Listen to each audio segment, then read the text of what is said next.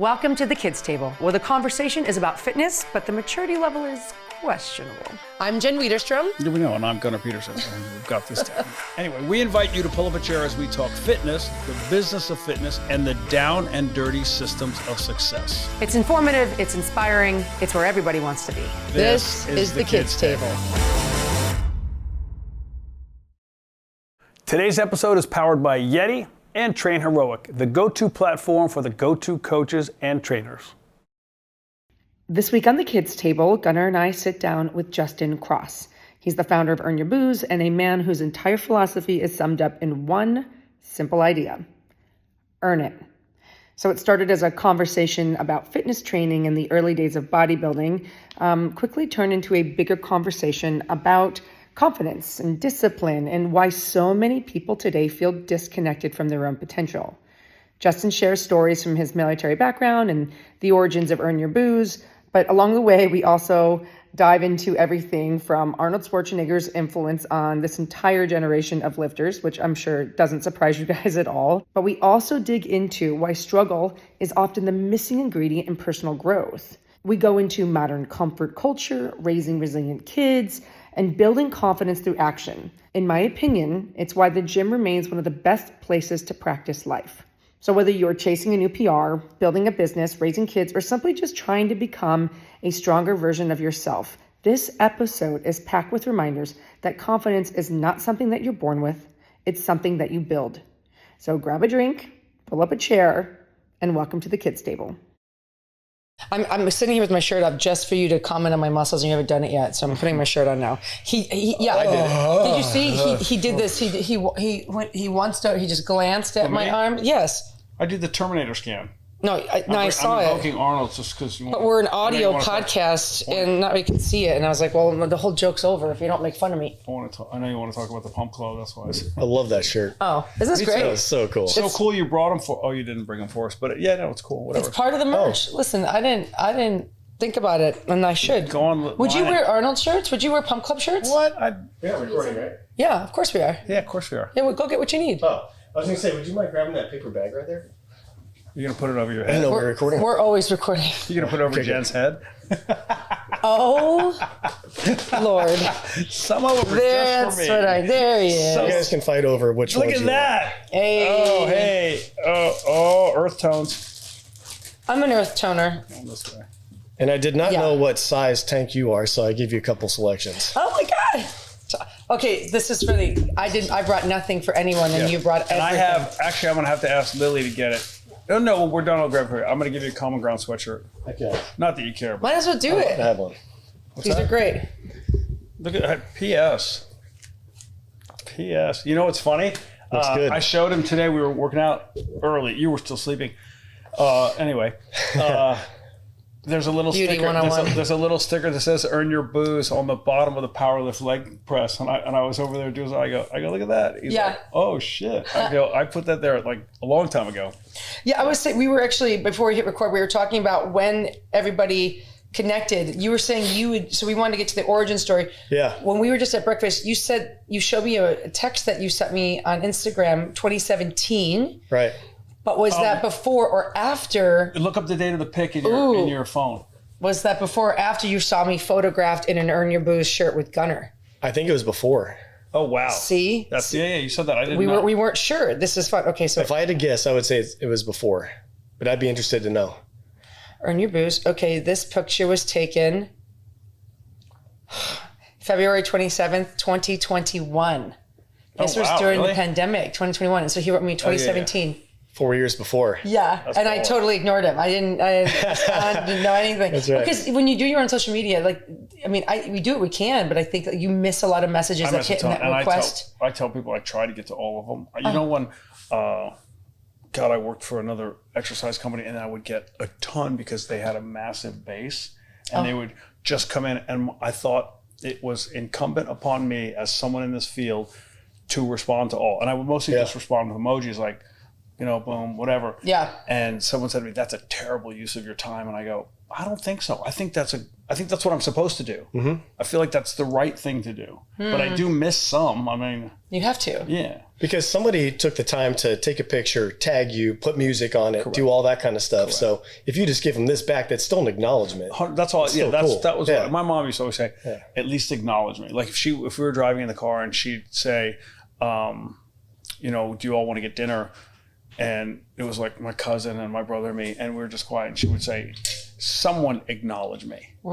And that's not, just basic manners, right? That's right. So I do feel, you said the word supposed. I think there's a responsibility of people that have been like in the industry, I think, to respond to like peers, the up and comers, like I mean, I wish I had more of it when I was starting out. And so that's exactly what we're doing. I don't think it has, even if there's no music, no photo, no whatever, they're just like, hey, Jen, like you reached out. You were like, hey, you were recommended by a friend of mine here in Phoenix, like that. I don't think it requires just anything but the effort to say hi. Do you remember, did I ever tell you about the Fred Hatfield thing that we talked about? Do you know Fred Hatfield, Dr. Squat? Yeah. Right? Remember he was, I think he had the world record for a while. Anyway. Okay. I was sitting, after I graduated, I moved out to New Orleans for a couple of years, and I was sitting there and I was reading Muscle and Fitness, as one does, and I get to the back and I read every word. Like I read letterhead, I read the whole thing. Yeah. And I get to the back and there was a Fred Hatfield ad in the head, almost like a makeshift classifieds thing. And there was a phone number. It was a 213 area code. So I'm sitting in my house by myself and I just dialed it. And he literally answers the phone. He goes, Fred Hatfield. No. And I freaked. And I said, if Dr. Hung up on him. Yeah. Well, I want to say Dr. Squat, but I'm like, and he goes, can I help you? I said, yes, sir. My name's Gunnar Peterson. I'm an avid workout person. I live in New Orleans. And I was just trying to make up some shit. I didn't have a reason for the call. Oh, you're just like, where does the number go? I looked it up. It's a California area code. Yeah. Okay. 213 was Los Angeles before they split. It made 310, and then they made the 401. It's more west. 818, yeah. And 818 the Valley, right? So I literally but I was so intrigued that he answered, and I forget, I tried to make up something to say, and then he goes, well, you have my number, call me anytime. And I think it was a landline. Yeah. I mean, it had to be a landline. But I'm saying, I think it was like to a business somewhere. Yeah. And it was just awesome. And That's cool. So I want to be that guy. I want to be the guy who answers the phone. If you call me. Do you think that without that imprinted memory, you would have felt the same? Yeah, because I do feel like a sense of responsibility, and I think it's the right thing to do. I don't know that I can offer anything, but I'm always open to it, and I definitely, and I tell trainers all the time, don't give advice that is not your own. They go, well, I'm half therapist. I'm like, no, you're a half-ass therapist. You're not half therapist. You're not trained as a therapist. No, you mean to clients? Yeah, to anybody really, but especially to clients. Like that's not your role as a trainer. Don't do that. Listen and let the person work it out. Usually they're leaning one way or the other in the beginning, or they have an answer that they want to get to. That's not your job. No. Well, and we've talked about that before, but I am seeing an uptick in like coaches wanting more time with other coaches because I've been training my strength class at USC this year. And I'm working with all these other Nike trainers, and they're talented and they're capable and they're great women. And yet they approached me about like getting other coaches together in Los Angeles. And now I've got like a group thread of 10 women. Some are like group fitness trainers, some are personal trainers that are just feeling kind of isolated on their own. And they're looking for mentorship, but more like belonging. Mm-hmm. And I was trying to ask the girls in the thread, I'm like, are you asking me to teach you how to program? Are you asking me to teach you how to deadlift? Are you just asking for an opportunity to have a space together as coaches? And that's what they're craving. They feel isolated. They're missing this open source opportunity that I think you and I have shared for years now. But I think there's this generation of coaches, and maybe it's because we're coming out of the pandemic and all that, but to really get to be in like a little cohort and share ideas, or like, oh, I got a client that's doing this. This is what I do for them. You know what I mean? Yeah, but that was always my jam, and especially more so even when I was in LA, was get the trainers together. Yeah. And I think some of them push back and stay away, but that's also segue to how I connected with you. I saw, had to been online, Earn Your Booze. And I saw a t-shirt and I go, that's hysterical, because without knowing it, without putting words to it, that's kind of like always been my mantra, like earn whatever it is you're doing. It can be your booze, it can be your pizza, it can be your cookie, it can be your nap, it can be your rest day. You're earning it by doing whatever it is that is the hard thing, whether that's a lift, a walk, you're pulling an all-nighter for a test, you've earned the nap. Whatever it is, you're just, the concept of earning it as opposed to you're just owed it or it's given to you. And I guess it fights back against the overwhelming feeling of entitlement that I see with so many fucking people. It's like, I'll tell you another story about a girl I worked with, and we talked about characteristics that were, her word, she was a beautiful girl, model, hysterical. She used to talk about certain characteristics, and this, you can speak to this, that are immediately made a guy unfuckable. That was her word. And I said, we should do a coffee table book called Unfuckable. And she would just say things like, she said bitterness, if she senses that, entitlement, Mandels, that was another one. She said drinking out of a straw. She's like, all these things, she was just right away, that's a no. That's never going to happen. And she would just draw these lines. Yeah. But anyway, I think there's a lot of entitlement out there. So that shirt, I thought, oh, that's hysterical. And as trainers, I know a bunch of trainers, I think it splits down the middle a lot in our industry. Who drinks, who doesn't? Who drinks, who doesn't, and who drinks to excess, or who drinks when it's on a company credit card versus their own. Yeah. Like you see this, especially at trade shows, see people roll in and they're just wrecked and they're like, we went out with so-and-so company and free open bar. I'm like, God, that's so sad. But so I ordered those shirts from you and we had them, and that's when we took the picture with, it was Magnus Langback, it was Ben, Luke Milton, Ben Bruno, Harley Pasternak, you, me. Yeah. And I posted it and you were like, what is this? Dude, it was the coolest thing right away when someone tagged me in your original photo, or they sent it to me with was it your brother-in-law? Yeah. My brother-in-law, Shawnee Mack. Yeah, Shawnee Mack. Shawnee Boo Boo. So they're like, dude, you got to look this guy up, because we didn't know each other yet. And so we get in and right away I was like, okay, started to understand who you were, and I was like, oh, but he's rocking this shirt. Yeah. And then all the other trainers all together in your kitchen. For me, it was such a cool point of validation in my life, because I always knew this. I was in the Navy. So what do sailors do? They cuss and drink. Thank you for your service. Right? Yeah. Thank you. And so that's kind of where this came from. It was like just a natural thing for me. This is how I lived. It made sense to me. So I'm going to start telling everyone about it. When you did it, and then when you were so cool. But to me, it's how I live. So I'm going to tell everybody about it. Yeah. Yeah. And then to your first point there, you were so cool and nice online. That's how we kind of developed a friendship. Yeah. You'd send me pictures like wearing your shirt under the sweatshirt and everything. We'd send selfies back and forth. And I was like, this is my dude. And this is the first time you guys met in person, right? Yeah, you met over a sweat this morning, right? Yeah. He rolled in at before 6 a.m. and he was smiling. I go, what are you laughing about? And he goes, it's cool to be here. And I go, I just love that approach. I feel like this gym here in Nashville is like the new Mecca. I felt that when I was getting ready this morning to come in. I was like, this is the Mecca now.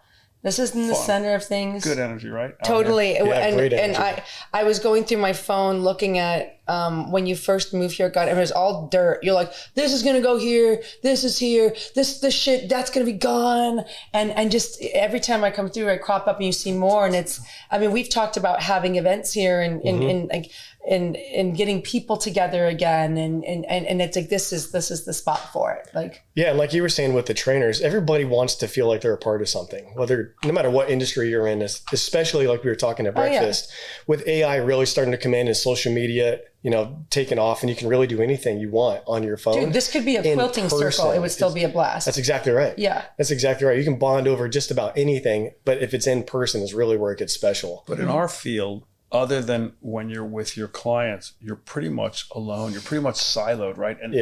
But it doesn't have to be a bad thing. It's great because that's where you curate ideas. That's where you put together, my next approach, my next program, where you do your workout and you go, these two sequences together, I felt this results-wise, this yielded this, I'm going to do this, I'm going to include this in programming. But a lot of trainers stay away. Yeah, but I think that's where it's a part of what I think all three of us are doing is to bring that togetherness. That's why I really think just having that shop talk in a way. Totally.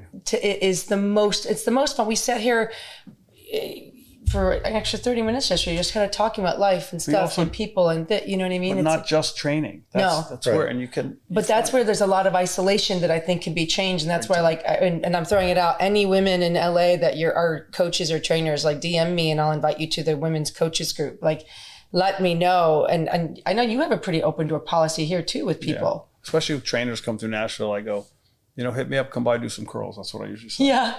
But truly. Yeah, come do some curls on the, what do you call them, the new bells? With the new bells? Yeah. Speaking of curls, whose workout did you like better? You like Gunner's better? You like pulling with me? What was more fun? I can't answer that. That's so not fun. obvious. That's not fair. Listen, you can choose between mom and dad. It's okay.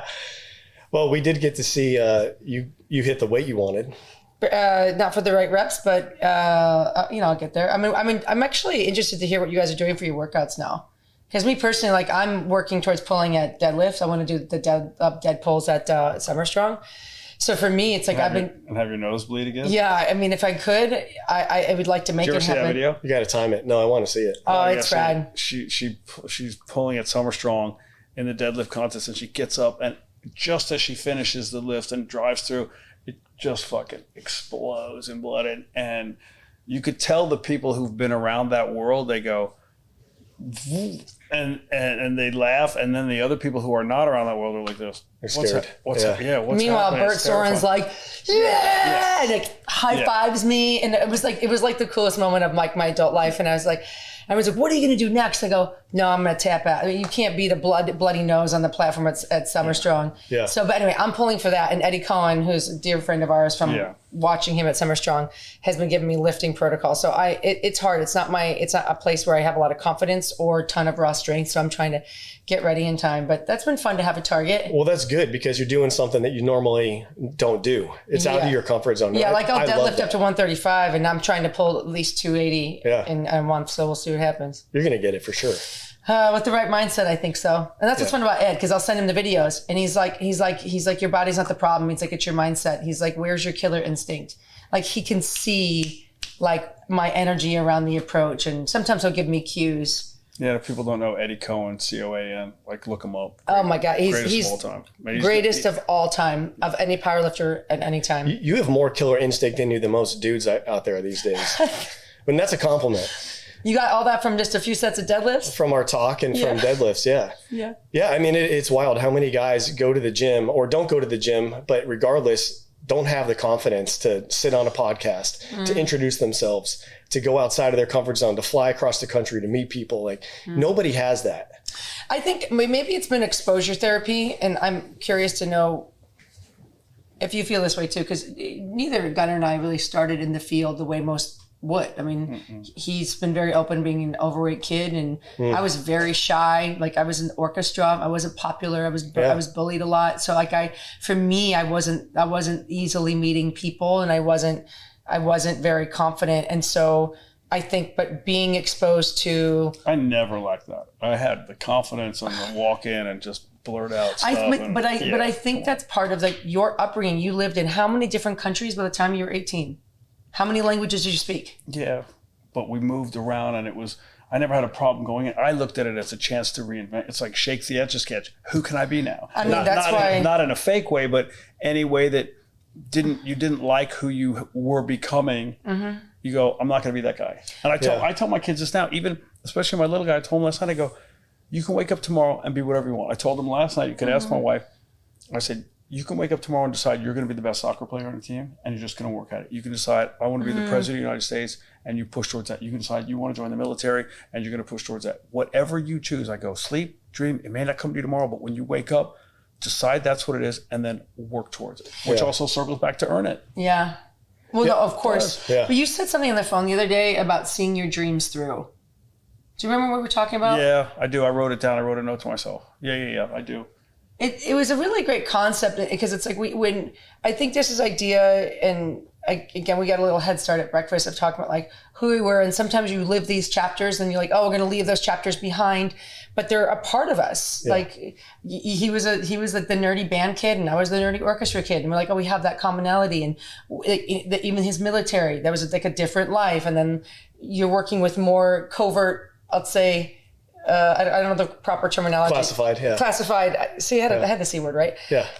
Gunnar uses the other C word much more than, He's got a big vocabulary. Huge.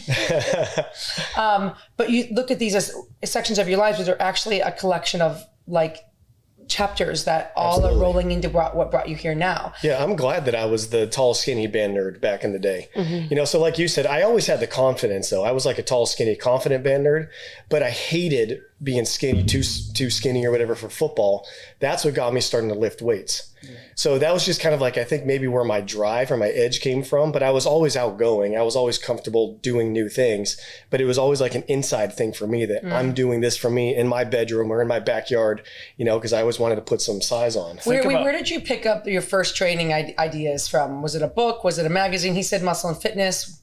Yeah. So my very first ones, I don't even know where it came from. It might have just been a Muscle and Fitness magazine, but I think it may have been a 5 or a 10 pound dumbbell with sand in it, you know, like an old blue plastic one. I don't even know where I got it. And I would just rep the shit out of that in my bedroom. And that was probably like in 5th or 6th grade, you know. When I really got into it, I was in the Navy, so I was already lifting by then, but we were stationed in Atsugi, Japan. And one day we took a day trip over to an Army base. And while we were there, went into the bookstore, and that's where I bought my first Arnold Schwarzenegger Encyclopedia of Bodybuilding. So I got both of them up there. Yeah, that is what basically that's what hooked me. It became like a drug at that point. And I think to this date, I bet he's too young. I bet he had the other one. You had the black and silver one. Yeah. But oh man, that's look at that. Damn, dude. I have gifted this to at least half a dozen homies over the years. Oh yeah. Yeah, there it is. Oh yeah. Man, this is what did it for me. I started to read this, and you look at these guys in here, because Pumping Iron was one of my favorite movies forever. Hey, I'll go back, give you an age little time capsule. Yeah. I read Education of a Bodybuilder, his first one. Yeah. Which is Who wrote that? Arnold. Oh, yeah. Sorry, Arnold. Wow. Favorite. Employee number 12. Yeah. I mean, it's so crazy. I remember looking at this when I was a kid. And I would look at myself in the mirror and like, I'm the band nerd. I play trumpet, right? But I would look at this and I'm like, I can fucking do that. And I would just train and train and train. And I would just look at his confidence. And I didn't think I could do that. I thought, man, I want to do that. How can I do that? And then I started getting into the pictures sparked the reading. Yeah. I was about to say that. 100%. Was it that? Yeah, I didn't read it. I looked at the pictures and then the pictures pulled me in to the words. You said something though at breakfast, Justin, about like you can see by somebody's eyes. Yeah. And I feel like there's a conviction in these images that said, you can see in magazines, and by the way, I've been a part of them. Like remember when all the magazines, you're doing the start and the end of the position, and you're like, A, B. Yeah. B, right. A, and B. These are training photos. Look at his life depends on those reps. Yeah. You can feel the commitment and that conviction. You're like, he's alive. He's committed. Yeah. There's something sexy about like a discipline and like a follow through and a belief it's real. Yes. When I see this, they're on top of the world. These are not guys that are trying to be in a magazine or trying to do anything. They are just in their element and pictures are being taken. It's as simple as that. So this is a fun question then. Yeah. So what is the difference between the men in this book and the people that you've been trying to really create that catalyst for with Earn Your Booze and Earn It All? Yeah, because that's where you've been working with people. Yeah. These guys here, for however they did it. Yeah, but I'm asking you. I'm saying the difference is these guys have full self-belief in themselves. They believe in themselves. You can just see it. But I wasn't there at the beginning. Arnold will tell you that his brother was the bigger, more muscular of the two. Yeah. He wasn't the one that had this easy bridge to bodybuilding. Sure. He worked for it. So it's like the belief isn't always born into someone. Like Gunnar, I think, has that quality. You said it was always kind of there. But mine, watch this, tie it into training term. Mine was a super compensation, right? Mine was, I was fat, I was bucktooth, I was redheaded, I was pale because ginger, that's just how we go back in the day. And I overcompensated for that. Yeah. Right. I wanted to take martial arts all the time. I wanted to lift weights. I wanted to be big and strong, and I wanted to be able to run my mouth. Essentially, I wanted to be able to have the bullshit come out and not fear repercussions. So it wasn't performative confidence. It was, I need to go do shit to earn. I need to be able to back myself up. Yes. I need to be able to back up all my bullshit. So earning it again. Yeah. 100%. Earn the right to talk shit. It's like, fuck you, I do Taekwondo. That's right. Like I want to have my shit together. You know, I think that's what it is. And for whatever reason, guys today have a harder time believing that they can do whatever it is that they want. Which is crazy, because today you see people on top of the world who have done, you can't argue they've done nothing because they've done something to get there, but they don't have anything special. Like you see some of these guys on these shows and you're like, I watch my kid watches YouTube sometimes and I go, who is this guy? Yeah. These people, like, they're building houses under bridges and staircases and hiding and ordering Uber. You're like, I don't understand who that kid is. He doesn't stand out like an action hero or a performer or even the guy who won the spelling bee or someone who discovered something medically, or whether it's on the mental side, the physical side. Like, why are these people popping off? And they are popping off and they are earning money and they're earning notoriety and they're getting girls or girls getting guys. And there are so many more avenues to success. And to me, there are so many more people on top of the mountain, which means there are so many more ways up the mountain. Yeah. How do you not have the confidence that you can find your way, or you can at least follow one of the ones that's up? Okay. I think the big problem is they have not had to struggle to get to where they want to go. I don't know Arnold, but I just know his story. Think about him coming over here as an immigrant and being brought over by Joe Weider, I believe, and all this. Mm-hmm. And he really had to like just forge a name for himself, forge his body. Best 4 minutes of stand-up comedy is Bill Burr's bit on Arnold. Okay, I'll look it up. Okay. 4 minutes. Just Google Bill Burr, Arnold Schwarzenegger. It's a 4 minute and 2 second bit. Yeah. Played it 100 times. He takes shots at Arnold throughout, but he also backs him about how he got where he is by doing what he did. Yeah, because like you were saying, it's so easy today to just exist and have everything that you want. A lot of people have not had to go through the struggle of actually earning something that they have worked hard for. But now we know why these men you're talking about, and I think many women feel empty. Yeah. If you don't try, you don't feel that texture that comes with the integrity of trying and failing and seeing something through. I actually just sent you something on Instagram where Tom Brady's literally talking about the role of a really good coach is to be there when you fail, to push you through the mindset that makes you feel like you can't keep going, but to push you to the other side of trying again and showing up again and what that feels like in that inner battle, and then coming out the other side, okay, I can do it, so what's next? Because I think there's an equity in the failure of saying, okay, that didn't quite go right. I'm going to try again in a different way. And I don't think there's any category. It could be like a meal that you want to cook. It can be a deadlift that I failed on today. It can be a conversation with your kid that you're like, man, that didn't go well. I'm going to try again tomorrow. But like, I wonder when people stop trying. Is it because it got too easy for them? Because I know who I am, because I know I can try and I know I'm resilient. Yeah. So even if I fail, I know I'm valuable. And I don't know, I'm wondering if that's what's keeping people from connecting, because they're like, what would I have to offer here? There's some funny words in fitness and bodybuilding, right? Failure, negatives. You know, you go, did you fail today? Because you didn't lift that number, that weight for that rep scheme, is that a fail?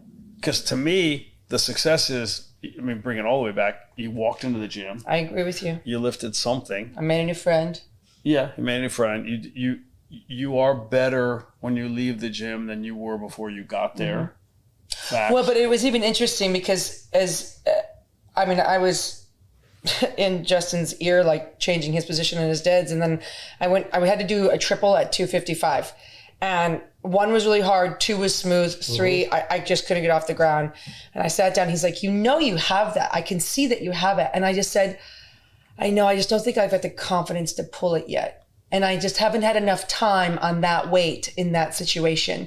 And for me, I had to feel it and touch it and say, okay, now I know what this feels like. And I let nerves get in the way. And like, what's the worst that can go wrong? Like, I don't pick the bar up. So there's not a lot of risk, but it is an exercise that like I think can be related to a lot of things out there. I after today, I'm like, I know there's Monday. I'm going to go for it on Monday. And I know I picked it up at least twice. Like, but I'm nervous about it because I've never pulled a bar like this before. And so it's foreign territory for me. So I find myself resorting to that shy Jenny that I'm like, oh, I don't know what this is. I'm nervous. And it really affected my ability to like attack the bar. Yeah. But if it was a snatch, you would see a different energy approach the bar. Sure. You know what I mean? And so that's why to me, I think that the gym is such a perfect microcosm for practicing life because there's so many things that are on my shoulders that I find myself sometimes when I think about what's coming in my year, I start to squint because I don't want to see it. I'm like, I can't look at it because I'm a little nervous. But the gym time helps me say, I am strong. I can do this. And I'll have a day like today where it didn't really go the way I wanted. And then Monday I'll do it and I'll send you a fucking video, Justin, with me finishing it. But she's already got it. You already pulled it on Monday. Right. Just know it already happened. Yes. So you walk in here Monday, it's going to happen. But how do we put people in these kinds of reps? Like all of us have been exposed to this kind of mentality over and over. So I know it's there for me and I can touch it anytime I want. I have that confidence. But we are often working with people that are beginning again. And how do I think getting that conversation in the right place is important for that category of person. This is exactly why I do the men's retreats that I do and the training that I do. So I put on men's retreats that expose guys to anything and everything under the sun that's going to make them uncomfortable. Mental challenges, physical challenges, things like hand-to-hand combat, shooting firearms, maybe wrestling for the first time, staying up all night when, you throw them off. Wow. And then even getting in things like having them admit, things they struggle with, maybe regret or addictions or things that they just carry around as a burden. So all of that is mixed together in a way that no matter who shows up, they can't hide from something. And when you finally get to whatever that thing is, it might be a physicality, it might be a mental thing. When you address it, especially when you're around other guys that are addressing it, it just lets you unlock. And this is also why I work with my buddy Michael Johnson at Shockwave Defense for hand-to-hand. It's not self-defense, it's self-offense. But the biggest thing around that is the violence mindset. Because you can train all day long, like on a heavy bag, or you can pull out and you can shoot and hit targets or whatnot. But if you never practice... Did you just say pull out? He never pulls out. He's got 5 kids. Welcome, Gunnar. He never has ever pulled out. Yeah. Well, yeah. Sorry. No, cool. I wish I had 5 kids. He's like telling this amazing story, and he had to. Sorry, I'm a simple. But the point of it is, though, like you could train all day long. You could pull out your firearm and shoot down range and be on target all day long. But if you never practice under stress, if you don't learn from guys who have trained SEER schools and trained special forces and trained MMA and all that, and what the mindset needs to be so you're ready for violence when things happen, that's when everybody panics. So thankfully, one of the things that I've been able to practice over the years now is being in these situations where things are going wrong on purpose around you. So if you're ever out in public and there's a fight or a shooting or something crazy that happens, I know now, hopefully, because I don't ever want to be in this situation, but I know now that I resort back to being calm, analyzing this situation, getting those around me safe. And then if I'm going to deploy a weapon or something, doing it in the most safe manner. Because it doesn't matter if you carry and you have the best shot in the world. If you don't really practice that, chances are you're going to screw up and maybe hurt somebody else. It was funny. I argued this working with basketball guys. To me, I never understood why they stand at the free throw line and shoot like 100 free throws. I get in the very beginning when you're developing your shot, your technique, but in a game, that's not when the free throw happens. The free throw happens after a foul. And after a foul has been perpetrated on you. You're pissed, you're stressed out. But you were bumped, you were checked, you were blocked, and they hit your hand. And so you've been you're agitated, right? Yeah. Like your heart beats up, so you see guys stop and they breathe and they set. So I would have a guy do a sprint or bump him and then shoot your free throws versus just standing in a perfect like quiet gym and you're shooting and you're just shooting, unless you're just talking about early on grooving the mechanics, right? The shot mechanics, that's one thing. But if you're talking about trying to get this to where in a game you've just gone up and back and then we're like essentially mugged, in the paint, and then you got to go to the line. If you haven't trained for that, to your point, less likely chance of success. I mean, you're probably going to mess up, especially when you're dealing with what we're talking about. We're dealing with a situation that needs to be handled so you or a loved one or someone around you doesn't get hurt or killed, right? When it's that level of stress, most people never practice that. So video games don't help. Shooting down the range at a perfect paper target, with your headphones on and everything. Mm-hmm. No. So you get slapped first, and then you have to try to hit it perfectly. Yeah. Slapped, pushed down. Slap, push down, yeah. And I'm not trying to equate sports free throw to anything, life-threatening, but I am saying. But that's a great point. But if I'm an athlete, I want to come do that retreat because that's augmented to whatever. Well, how often do free throws decide the game or the championship? Yeah. A lot. Yeah. It comes down to overtime, and you got thousands of people in there taking pictures and screaming, and they're going off, and the guy that just elbowed you is right there looking at you. He's about to do it again. Yeah. Like none of that can affect you. You have to just muscle memory, sink it every time. Yeah, but I'm gonna most people aren't. I mean, I've never had to worry about a free throw in my life. Mm-hmm. No, but I'm saying if that is your life or your right, but microcosm. Most people that we work with are not. I mean, you're unique in that. Like you still train professional athletes. I mean, I'm going to sidestep a little bit and say like I went to a sheepdog retreat, which is like a self-defense class based on your jujitsus, and we used like the rubber guns and the rubber knives, but we did an all women's course, and it was wild. Two things: the emotional release in these women. They were chaotic, they were scared. Yeah. And then by the time we were done with the course, there was a sense of, maybe a calm was established, a sense of I'm not helpless was established. Right. And that carried with them. Like I swear, lunch day 1 versus lunch day 2, these women were different.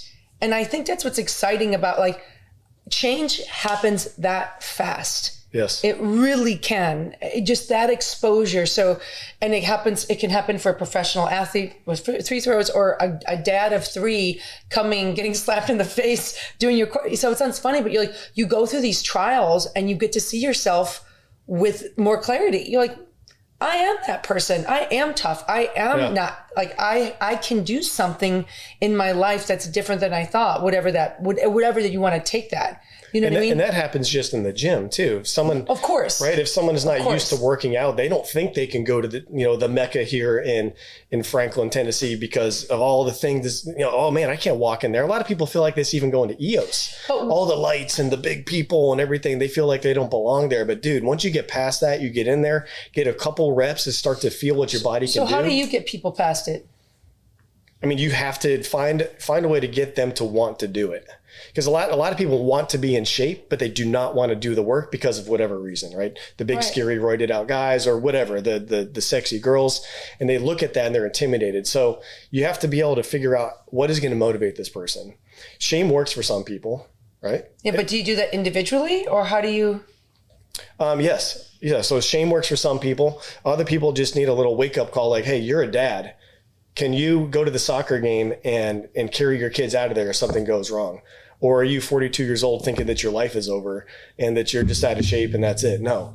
So it's a little bit different for everybody, but I think it all comes back to, for me, it's confidence.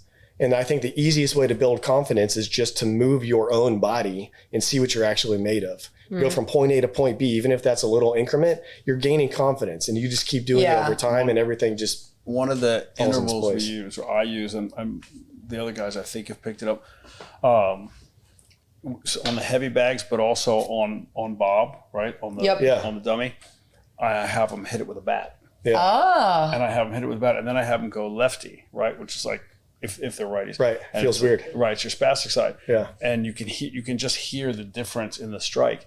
But a lot of women, some men, but I see it more with women when they go at first, they'll hit and there's like a pullback, there's a flinch, there's what you were speaking. It's like and by the end, it's like the mama bear comes out and they are pounding the shit out of the dummy, and you're like, oh yeah. When you can feel yourself in your body, you're like, wait, I can unlock this. This has been sitting here the whole time. And I get people who go, but what is this about fitness? I'm like, well, first of all, you're working in the transverse plane. You're absorbing impact. You're like, if you want me to break it down for you physiologically, we can. But how about it's a skill. It's a skill. It is a skill.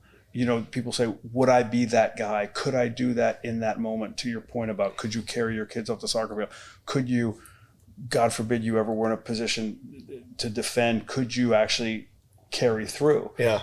I don't know. I hope none of us ever has to find out, but you look and you go to the woman, can they hit it? And when they first hit it, it's very different from the 10th hit on the third set through. It's because it's all this, you know, the mind is your biggest asset or your biggest liability, depending how you treat it. And I always say that we use the body to beat the mind into submission because all those blocks are there. The body can prove the mind wrong. If the body doesn't think you can do something and you physically do it, well, now, oh shit, we can do that. So we just use the body, whether it's running or lifting or fighting or whatever it is, to tell that mind, this is how we operate now.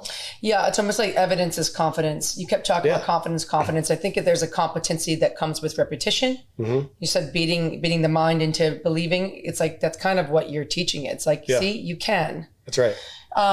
Works with cold water, works with hot saunas, it works with anything that the body has to like kind of push through. The mind is usually the limiting factor.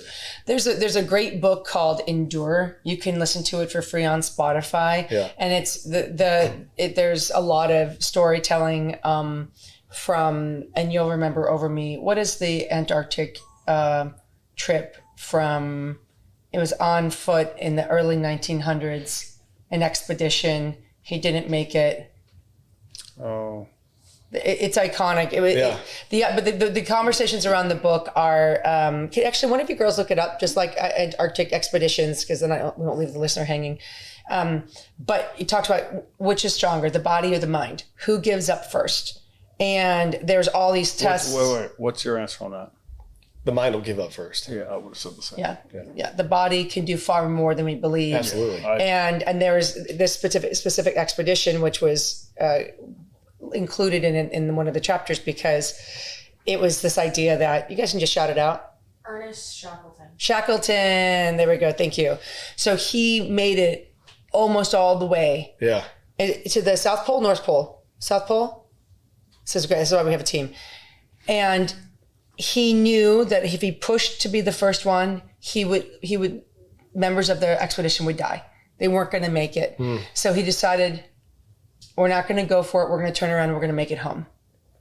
And he said, he said something like, I'd rather be a donkey than like be a lion and die, kind of everything. It's I'm the worst storyteller right now. It's a really kind of cool idea. Oh Yeah, no, Gunnar, when his eyes get really big, it means he's bored.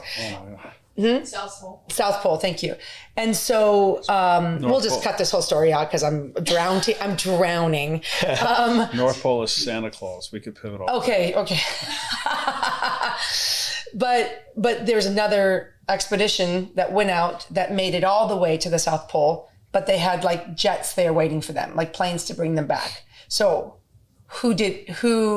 which was harder, right? The mindset to go and stop and return and do the full distance. And there's all these conversations. But the point is like that idea that the mind is stronger is where a lot of people, there's an unlock for people, which is why I think fitness is that unlock for so many. Yeah. It's why the what's it now? DECA Fit's getting popular. The other running one. High Rocks is getting big because anybody can show up. You could take 3 hours to finish that thing and you sign up for another one and you're like, I'm going to walk or run faster. I'm going to pick this up and do the lunges quicker. Yeah. Like, there's a way to use that safest environment, experimental place in the world is the gym, in my opinion. Yeah. And then you get to see where you can push your mind further because your body can already go. Absolutely. And I think it's so important to take care of these in that way. And it doesn't mean just like avoid all risk and all that. I think we need to use these bodies because they can do more.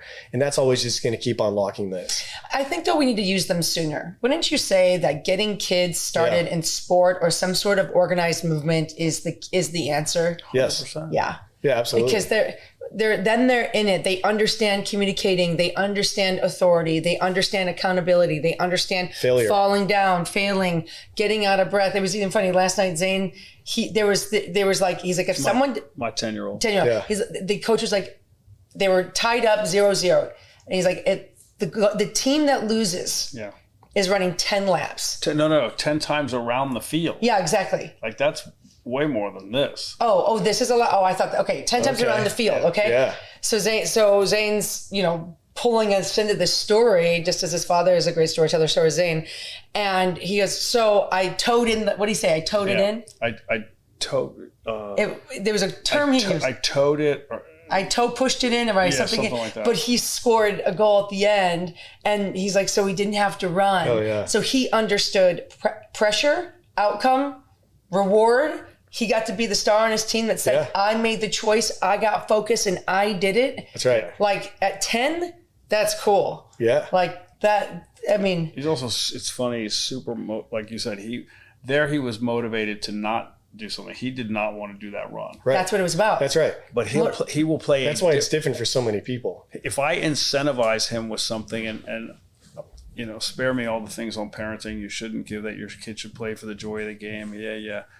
If I incentivize him with something, he becomes a different player on the field. Mm-hmm. Like if I say, I'll give you X per goal, he plays a different kind of game. Yeah. And if, again, spare me the judgment on shitty parenting, because whatever fires him up. Mm-hmm. And to me, it's funny. And I'll just look at him. He'll look at me on the sideline and I'll go like that. And you can see that he locks in. But it totally works. Like who really cares what the method is? But wait, aren't we all doing that? Yes. Yeah, absolutely. Aren't you incentivized with your company, your child, you're providing success in your business? Aren't you? Same thing? Like, yes. Although I will say in our field, a lot of this we do just because we love it. Yes. But you love it, and the rewards that come with doing it is the incentive. Yes. Whether you think about it or not, it's still out there. He is consciously thinking on the soccer field, I'm going to get that money. That's right. What are you giving you, like $5 a goal? I want to know the deal. I don't want to tell him the deal. Okay. No, I will. Yeah. But I will do, or I'll do this, or I'll do this. I'll do like a compounding thing. I'll say 5, then 10. And then he goes, then 15. And he goes 5, 10. And does it become 20 and he goes, does that mean 5 plus 5? I go, no, that means first goal 5, second goal 10, third goal 20. And he goes, what about after that? I go, we'll see. And he goes, I could make $35 today. And it's hysterical. and he will play a different game. Not that he'll disrespect the coaches or the coaching calls, but he will attack more. Mm-hmm. And I think ultimately that's what I want. I want you to attack life. Well, watch me bring it back. Earn your booze. I love the idea that I get up early. I crush with my own workout. I crush with my clients. My house is clean. I don't have any dirty dishes in the sink. I've my skin looks good because I've been on my skincare and my sleep game. I'm like, I can't wait to fucking crack a beer today. I'm so excited because I'm like, I'm ready to go hard in, and it's not that I'm going to mess anything up. And I'm like, I'm here. I've crushed it. That is my incentive. It's so fun to me. But subconsciously, again, it's funny, you just trademarked the phrase, you have earned it. Yes. Mm-hmm. Yes. And I think if more people felt that way about the reward, about the reward. I talked about this with my wife the other day. I said the reason our kids, sometimes they can be shitty to her and they push back and I go, here's why. The whole existence is skewed. It used to be you had to do in your week 20, 30, 40, 50 hard things for one reward. That's why it's a 5-day week, and then it's supposed to be the 1-day reward is Saturday, and then Sunday should be the holy day, right? Whatever. But I go, our kids, it's the other way. It's 50 fucking rewards, and then you ask them to do one hard thing, and they balk and push back. They flip out. Yeah. And I go, but that's to be expected. When it's been, hey, tonight's dessert, tomorrow you get to stay up late. Grammy's coming to town the next night. Grammy bought a gift. We'll let you go to school late because you're doing this. It's like, I'm having a light bulb moment. Easy. And then you go, oh, by the way, tomorrow you have an 8:00 soccer game. You have to be there at 7:15. So you have to get, what? Why do I have to? This is what's wrong with people right now. 100%. Too many rewards. Yeah. Too many rewards. But the rewards are everything. You and I talked about this during training. Here. There's your dopamine Correct. hit. As soon as you swipe up, you get a reward in dopamine. You can call anybody at any time. You can get in touch with anybody order anytime. anything I want. Anytime. I don't want to be in this conversation. So the That's minute, right. I'll but just the check minute out. you don't get it, you become a raving bitch. Not you, but anybody. No. Guys, my son doesn't get something, and I've told him this. Oh, I'll give you one, and he, it's the entitlement. He gets pissed, and I go, hey, dude, sell me. We were going through the airport. We were going somewhere, and we had the kids, and they went and they saw donuts, and it was an early flight. And he comes back, he goes, Dad, can I get a donut? And I go, no fucking way you get a donut. And he goes, what? Oh my God, how can I not? We're going on vacation. And he lost it. And he was an embarrassment. And I looked at him, I go, stop. I go, do this. Turn around. That's our little reset. I go, turn a circle. And when you come back around, they go. And I go, there we go. A little bit psycho, but turn it around, literally and physically, turn it around. And then I go, now sell me on the concept. Make me think that getting you that donut is the best idea in the world. And he looks at me and he turns around and he goes, Dad, they have donuts over here that are so different. And I'm not going to eat it now. I'll probably save it for the plane. But they look really good. And I don't think there's going to be another place where we can buy donuts. And I think I should get one for Monroe too. Would it be okay if I did that? And I looked at him and I go, yeah, you can get a donut. It's sell the concept. Yeah. Oh, wait, how about last night? I was telling Zane about I have a camper van. This company, Tommy Camper Vans, build out these beautiful SUVs, everything you want in there. It's Sprinters, just dope.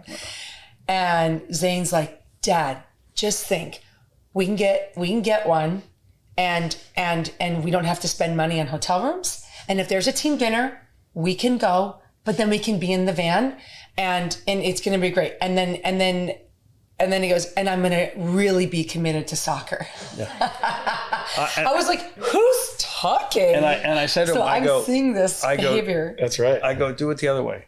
Commit to soccer. Show me that. And then we'll talk about a Sprinter van. 100%. And he goes, why can't we just get it if we know I'm going to commit? I go, because we don't know. That's right. And he is skewed in that way.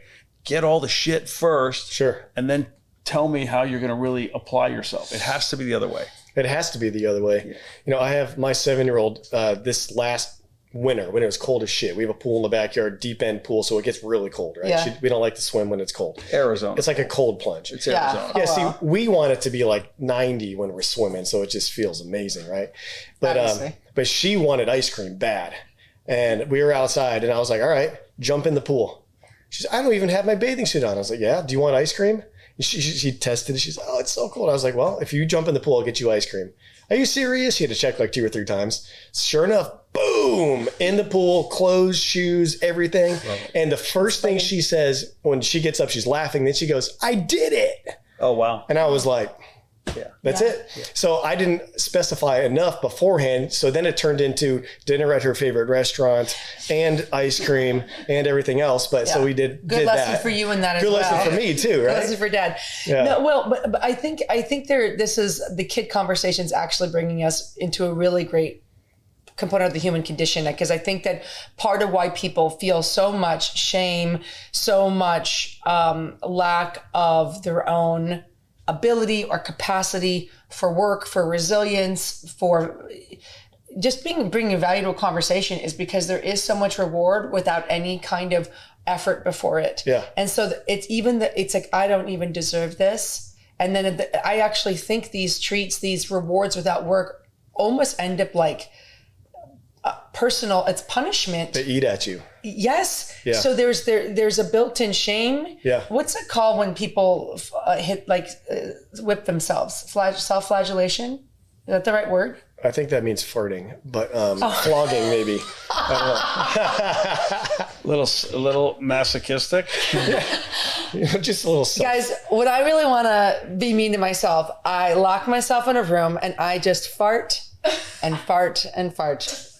I can't believe I'm so weird. You're single. So weird. Well, I'm glad I'm not the only one. I meant flogging. But it's truly there's shame immediately built. There's that moment of, and and I've worked with other people that you don't have to be 100 pounds overweight to behave this way. Yeah. You get excited about the getting, and you start to partake in the reward. And you immediately swap to disappointment, shame. There's a thing in Kabbalah. Somebody told me this years ago. Bread of shame. Maybe look that up. But they talk about bread of shame. I'm looking. When someone gives you something all the time, and then one day they don't give it to you, and you resent them. And it's as though it had been owed to you. And they say that because you took it without earning it, again, that word, but without earning it, and then you turn on the person who had given it to you so generously for so long. I'm probably butchering that, and I didn't study. I did not study Kabbalah. Live Kabbalah. Literally the opening line. Your Wi-Fi might need to be upgraded. Here we go. The bread of shame. Shame, inability to receive. Disgrace while receiving a free gift. So the bread of shame is the main source of problems and troubles in a person's life.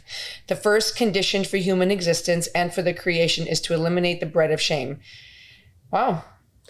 This is exactly what happens with this cycle especially with a lot of men with pornography. It also happens with alcohol when you haven't earned food. Like especially treats, junky food. When you really haven't earned it and you're just always getting it, you immediately know that you're like, oh man, this doesn't taste as good or doesn't feel as good because I don't really deserve it. That's really what happens. I think that is the biggest issue with especially young men in pornography too, because they're not experiencing real relationships. They're not being intimate and where it's a mutual thing with their woman. And so they get into this thing and they can immediately scroll, find what they want. And as soon as it's over, they're like, oh man, why did I do that? If you're a trainer looking to level up, grow your business, and actually connect with your client, they showed up, logged the work, and I could coach them through every rep. Trusted by top coaches since 2012, plans start at just $10 a month. And you get your first 14 days for free. So head to trainheroic.com/the kids table to start your free trial now. That's. But I don't think most people are self-aware enough. No, they're not. To know that they don't really. I think awareness is exactly right. Is it becomes more dull. Because it's muted by the repeat of use. And I would say relationships I've had in the last 10 years, all but one had like erectile dysfunction issues. Couldn't and I was like, hey, I know it's not up to you. It's got a life. It's like so I think being a good partner as a woman is important, but the one thing that was common across the board was porn. And I in every single conversation ended in the same place. Can you start to finish with a porn? They're like, no, it's no problem. But with me and sharing space, just being aware of the other person, and then there's this performance component now that someone's watching, so to speak. And it changed. They weren't able to get comfortable. They weren't even able to get in their own rhythm. And I'm like, oh, it created a separator. And it was really embarrassing for them. I said, well, no. Like, I'm not embarrassed. I'm not upset. But for them, it was again, that they desensitized nature of it. And that they didn't know how to pull themselves out. And it was really difficult in the relationships. Because they essentially trained themselves to operate a certain way and to look at sexuality a certain way. So when it came time for the real thing, it was almost like a disconnect. Well, no, that's a million times better. That's what you really want. There's a great movie called Don Juan. Have you seen it? I don't know. It was Joseph Gordon-Levitt. It's exactly this. Scarlett Johansson's the opposite lead female, and he's basically got like a porn problem. And you see the breakdown of that, and when he actually starts to have relationships with a woman that's a deeper connection, and like he was like, it was way beyond what those pornographic relationships were, and you see that kind of transition in his mindset. So it's a very important topic, but I think that is symbiotic with any kind of food. Lack of movement, like anything that's a repeated treat, so to speak, is where they really can't feel the loss of themselves because it's so gradual. It's a callousing. And I think that's why when you can really get someone to switch on, and I'm sure it happens at your retreats, they kind of feel and find themselves for a moment. Even my dad, remember when I took him to Sweden this summer? We had a big family reunion. In 8 days, my dad looked at me. He's like, I feel like I've come back to life. Wow. Just 8 days of not being in his cycle of his system at home, which is like heavy drinking starting at 3, maybe a workout every 3rd day. Like we were walking 5 or 6 miles a day in the sunshine. We were drinking beer, not Jack Daniels, because I lied. I said the restaurants didn't have any whiskey. I was like, sorry, Dad. Ooh, beer. No, but like it was just walking and talking, and the percolation for him mentally of like conversing with old cousins. They're speaking to him in Swedish. He's remembering. He's storytelling. And my dad's like, there I am. And it took so little to bring him back. And it took even less for him to go back into his old routine when he got home. But that wake up moment's there. I just don't think people realize when they're calloused into it, unless they've got like someone to create that spark for them to get it going, like you're doing at retreats. But my hope is that the spark turns into this, like, forgive the analogy, but like a flame that burns on. It's like what turns that light into something that they can really continue to build on. Right. Well, like you said earlier, and you said there's no dirty dishes, you got your workout in, like all that, you essentially have your shit together. So when you do have a drink, you know it's been earned, right? That's the biggest problem, is when somebody pours it, if they don't have their other shit together in their life, they feel that, even if it's just a little bit. And I think they just say, yeah, fuck it. It just leans more of a fuck it mentality. Well, what is the line? I know for me, if my drinking gets in the way of me having my shit together, I know I've gone too far. And I have been there too. Yeah, I have for sure. Jumped way over that line. Yeah. And I've had to be like, okay, you've gone too far. Let's get yourself together now. And now I drink from a different position. I tell my kids, it's funny, and I've said it with the older kids too, when you get home, do the homework first. And they go, well, I want some free time. I go, but the time, if you take free time now before the homework, it's not truly free, right? Because that homework's in the back of your mind. So true. And you know it. If you come home and you handle all your business, right, it's free until the end of the night, whatever that is. And it's funny when he comes down, he'll go upstairs and do it, and he'll come down. I go, how do you feel now? He goes, I feel good in here, Daddy. Like my chest feels good. And it's funny. I go, that's the feeling you should be chasing all the time, because when all your stuff is in order, whatever else you do doesn't matter. That's why I train in the morning, because for me, it sets the table to make better choices with food. But if I do, go off the path, or if I do have the drink or whatever, I never feel super bad, because I know I handled my business. I handled my clients. I did right by my wife. I did my workout. I returned phone calls, texts, whatever. And then I can actually have free time. Wouldn't you agree that morning time is less about sets, reps, and calories, and more about establishing personal pride, routine, and discipline? Yeah. It's like, for sure. I am proud of myself. This is who I am. I did it all. And it feels good, yes, to have like the text threads, like I don't owe anybody a message. Like I know what you like.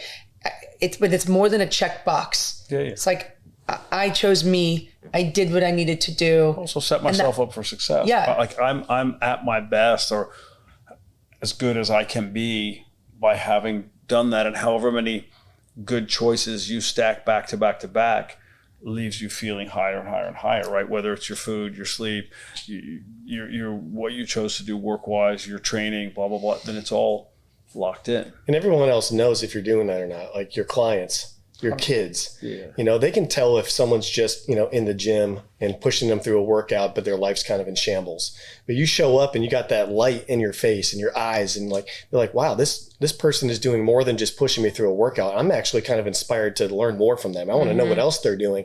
Why do they have such a strong light coming out of their face all the time? Wow. And it's because you have all your other things that you're working on as well. That's why fitness is never, in my opinion, just about getting stronger or getting healthier. It's a full really start of the whole personal development. Yep. But that's the beauty. When you are a person that cares about their own development, and when you can carry pride, it doesn't matter if you've got like, you don't need to bat 1,000 to be valuable. I can, you know what I mean? Yeah. Like I am imperfect much of the day, but I have so much pride in my work ethic, my effort, my honesty, the way I care about my relationships. I don't have any doubt about being perfect anymore because I know I don't have to be, because who I am is better than perfect. Yeah. And that's just something that you only get with putting yourself out there, trying things, building relationships. One of my favorite things about the podcast, like I mean, flying in, you flew in to be here to sit and talk and have conversations like these. Like, what a privilege. Yeah. Like this is part of one of the best things in my life right now. Yeah. And it's just like, I wouldn't, it's not easy though. Like it's hard on everybody making it work, but like it doesn't, I know it only adds to how proud I am of who I am and what I'm building. I mean, that's at the core of everything, is if you can be proud of your efforts and proud of how you live your life and proud of what you do. I mean, it's pretty hard to have a bad day if you're truly proud of yourself. What do you guys think is the best way to help somebody set those personal standards of pride? Because I think it's individualized. I think you got to groove routines, and the more you layer those, whether that's your workout, whether that's your faith, whether that's your mantras, whatever it is, and you just start layering it, and you look back and you go, I've done this for so long. And it doesn't take long to, right? It's 10 to 21 days to form a new habit, but it doesn't take long to get in a rhythm. Yeah. And you just say, that's what I do. That's my thing. Yeah. I would say, don't lie to yourself. Do what you say you're going to do. And if you simply do that, no matter what it is, if you say, I'm going to do these 5 things, and you actually do them, they don't have to be monumentous. And they don't have to be huge. You start at 2 things. But do them. That's right. Start with one thing. You know, Keeping your word to yourself. That's right. It could be something super simple too. It could be never having dishes in the sink before I go to work or before I go on my walk or whatever. If you say you're going to do that and you don't do it, you feel like a fraud. What if you turn and you go, hey babe, can you get those dishes when I'm out? Because I made a promise. I want to keep that. That's being resourceful. But I will say too, is in my own development, one thing I've noticed most recently is like I had a night, it was around the holidays, Christmas party, and I felt like that moment in Braveheart when Emish, or the main character's like best friend, he's like, we didn't got all dressed up for nothing, you know? Do you know what I'm talking about? I'm just letting you tell a story. that was a great accent. Thank you. And he just stares me down like it wasn't good. I didn't know Braveheart was a Japanese film. So. Arigato. That's right. Domo. No, but it's Emish, or I can't say his name, but it's Mel Gibson's best buddy as kids and then as adults, and they were going to go to battle. He's like, we didn't get dressed up for nothing, and that's how I felt. I was dressed up, I had my fucking hair and makeup done.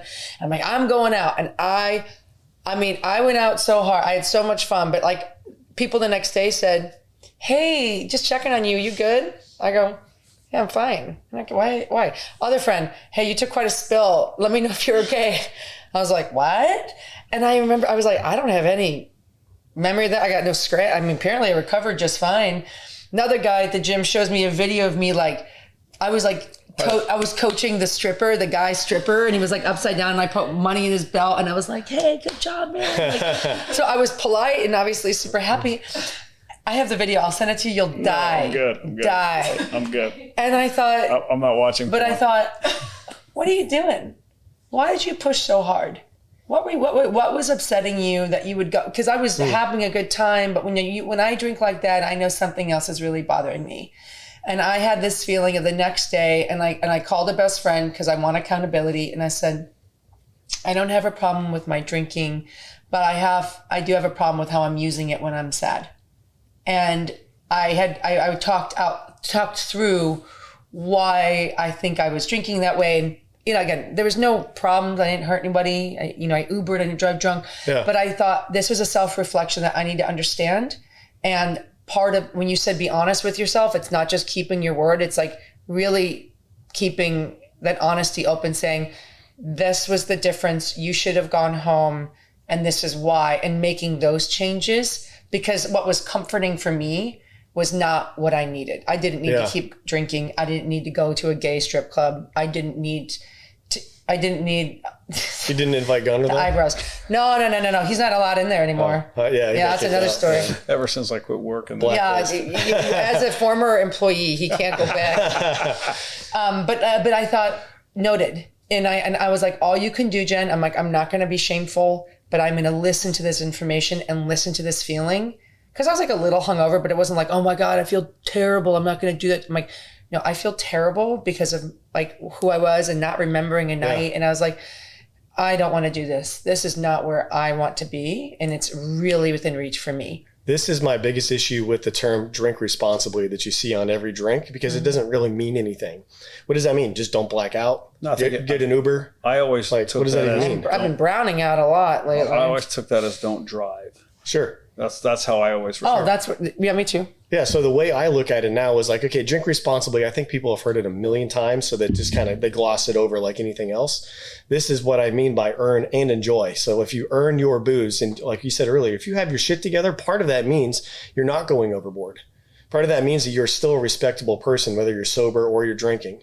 You know, so if you or in a gay strip club. or in a gay strip club. So if you are, to me, that's what drinking responsibly means. I handle my health. I handle my professional and my career. I make money, right? I'm around good people. I have a strong mindset. I don't turn into an asshole when I drink. I don't overdo it. So if you do all of those things, and it's a lot more complicated answer than just macros in, macros out, because that's never what it's been for me. Yeah. You know, that's, I think, what it means to drink responsibly. And would you say that those are the pillars of earn your booze? Yeah. Yeah. Yeah, in my opinion, because if I always think about it like this, if you really have all those things, health, wealth, victory is a victorious mindset, respect is your circle of people. Are you, because what happens when we drink? Do we become typically people that are more or less deserving of respect by the way we act and talk and think and the things we do? It usually goes downhill a bit, right? So if you can somehow manage that and still be a person that's worthy of respect, and here's the analogy I like to say. If you're a good person in general, you're generous, you're gracious to people, you help people just like you because you're a nice person and all that, and you go out and you maybe have a blackout night and do some crazy shit, tell everyone to fuck off, chances are the next day they're going to forgive you because you're just a good person, you just had a bad night, right? But if you're constantly kind of just being a jerk and you're always that person that's, we used to say getting fishbowl, put a fishbowl over your head, always the drunk, always the idiot, or always getting mad, before long people don't even want to be around you. No doubt. So I think this is where it all comes back together. You can't be a liability. I've talked about this a It lot. can't be a liability. Like the amount of parties this guy's thrown in LA. I remember parties with the Rolls Royces coming over the house into the backyard. I feel like there's fountains of tequila. I've had so much fun at your house, but I've never been a liability.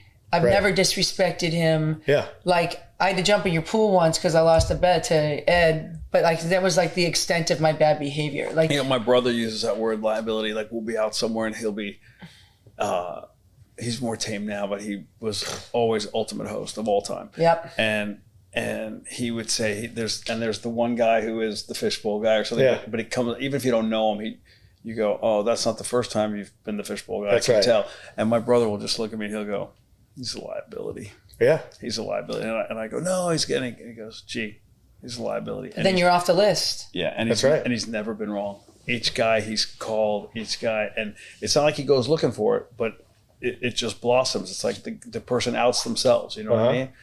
But I do think people come back that. from I always that. feel like I let him down. I go, oh, fuck, I didn't mean to bring that guy. Like, I didn't think he was that guy. And he's like, he's that guy. Yeah. Yeah, but don't you think there's a world where, like, I've definitely been fishbowl girl before. I mean, same. Yeah. Yeah, and I've Never. I Never, actually believe never that. Gunnar. Yeah. No, he's actually pretty good, and but I think that some of those moments, is why I want the feedback. I want the friend to say, "Yo, dude, you were a fucking asshole last night." Did it used to be lampshade? That's what it was back in Lampshade? Yeah. 50s and 60s. I think in my mom and dad's era, it was guys. It was the guy who put the lampshade on his head and dance around. Oh, the house. funny. Yeah. Well, there you go. I think that's what it was. Yeah, That's right. Yeah, because how much respect do people have for that after it's happened a handful of times? Like you're just Yeah. off the list now. First time funny as hell though. Sure. Yeah. Yeah. Exactly.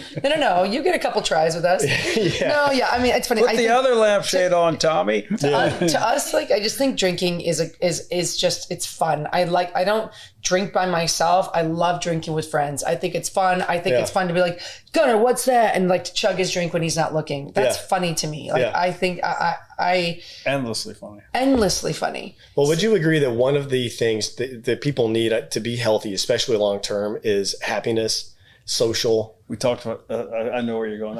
We talked about this morning. So there's a lot of It's people. number one. I would say it's number you think it's number one? for your health. Okay. But hang on. There was the movie which we talked about with Robin Williams called Patch Adams. Patch Adams. Right? Remember that? And it was a was based on a true story of a real doctor who used laughter and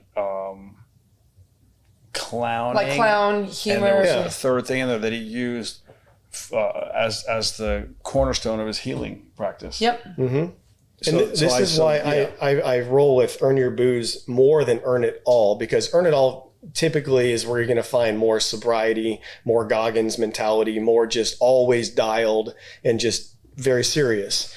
And it misses that whole side of being social and having fun and laughing and being silly and occasionally seeing a fishbowl, and stuff like that. Or a lampshade. Yeah. So Don't limit yourself. I think that's incredibly important, and alcohol does do that. This country was formed over having beers and taverns because it made people more, willing to socialize, more willing to have ideas or conversations about ideas that were more taboo. And we got to try these different, things out to form the country, but that still applies today. So when you're working hard on your business and your fitness and your family and all that, if you just do that over time, you start to smile and laugh less. And so that's why I am an advocate for sometimes. I'm not saying you have to drink. Some people like to smoke weed. Some people like to have a little bit of booze. Some people like to have some every Friday. Whatever it is, I think that social aspect is ultra important, especially for longevity. Well, I mean, honestly, I think it's one of the reasons CrossFit became so, it was like wildfire when it was really introduced and started to get into the general pop, because it was like a place to meet people. I even remember doing CrossFit because I didn't have a lot of friends in LA. I was training in the Valley. I hadn't met you yet. And even though, even when we became friends, it's like, I'm like, so what do you want to do today now, Gunnar? It was like, you wait till there's a fight night and you hope that you get invited and you get to like hang out again. Like it was a bit slower burn when you're in LA, when you're meeting people. And so I joined a CrossFit gym because I didn't really have a lot of friends. Yeah. And it was just fun to say, people that work out, and I understand barbell work. Okay, let's do it. And that, I mean, to me, that's the basis of the success of that brand. Ultimately, more fish bowls, less friends. More fish bowls, less friends at CrossFit. Yeah. I know. I'm saying the more you put that fish bowl on, the less friends. Oh, more fish bowl, less friends. Yeah. Yes. Yeah, I agree.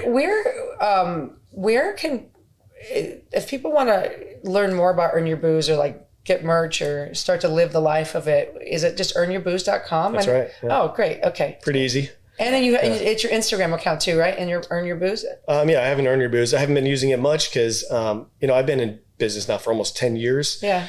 This is going to be a true relaunch of this brand. Oh, amazing. So you can go to Earn Your Booze, follow us everywhere. Yeah. Amazing. Yeah, that's cool.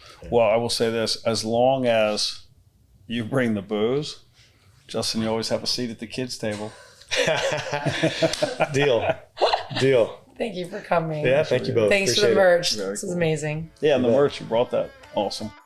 Don't forget to hydrate, lift heavy, and call your mom. Actually, after listening to us, call the priest. Please like and subscribe and comment, even if you only mildly enjoyed yourself.